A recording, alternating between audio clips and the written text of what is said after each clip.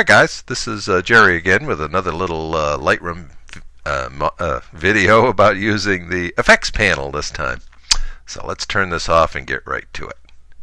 So, come on. There we go. A little slow today apparently. So here we are in Lightroom, and I've got an image up here. I've worked on it a little bit just to kind of bring it within the realm of workability, or to get it to the point where I can demonstrate with it.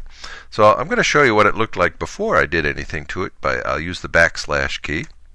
And there it is before I did anything, and there it is after I did a little bit, just in the basic panel.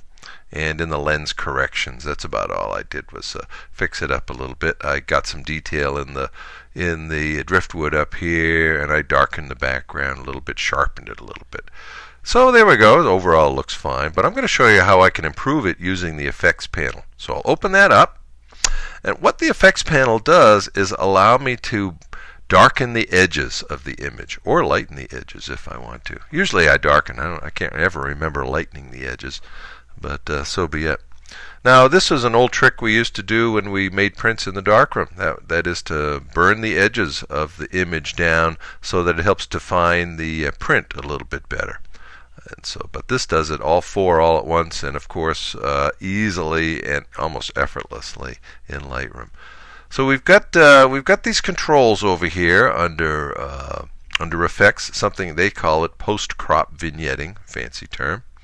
So I'm going to show you, here's the amount, volume. So we turn it all the way down, you can see where it gets black, and here's the white side. You might want to use that, I don't know if you're doing an old-fashioned portrait, something from the, I think it was popular in the 1920s when portraiture, have done a lot of commercial portraiture done that way. So I'm going to put it on a little bit too much so you can see how these other controls work. The midpoint makes this bigger or smaller. I want a small target area or a bigger target. So you can adjust that for the size of the image you have, or actually for the aspect ratio of your image. The roundness has to do with how round or how oval this thing is, and it's really more of an oval since that's what I've got for a size here. If I had a square photograph, I'd probably round it a little bit. Feather has to do with how hard or how soft the transition is. If I make it hard, it'll look like I've got a hole through the image. So I'm going to soften this up just a feather. And what highlights, what that does is retain the highlights in the darkened area. So you can see up here at the top what's happening as I increase my highlights. So even though it's going to be darkened around it, that'll help retain some of that little brightness to the driftwood as it goes into that area. Now I'm going to cut back on the amount since I've got way too much. There's a way I like to work with these tools, and that is by highlighting the number over here on the side and then using my cursor key up and down to darken. So I'm going to darken here, darken. There, check that out. So let's see what it looks like when we turn it on and off. There it is off. There it is on. So let's see, off, on.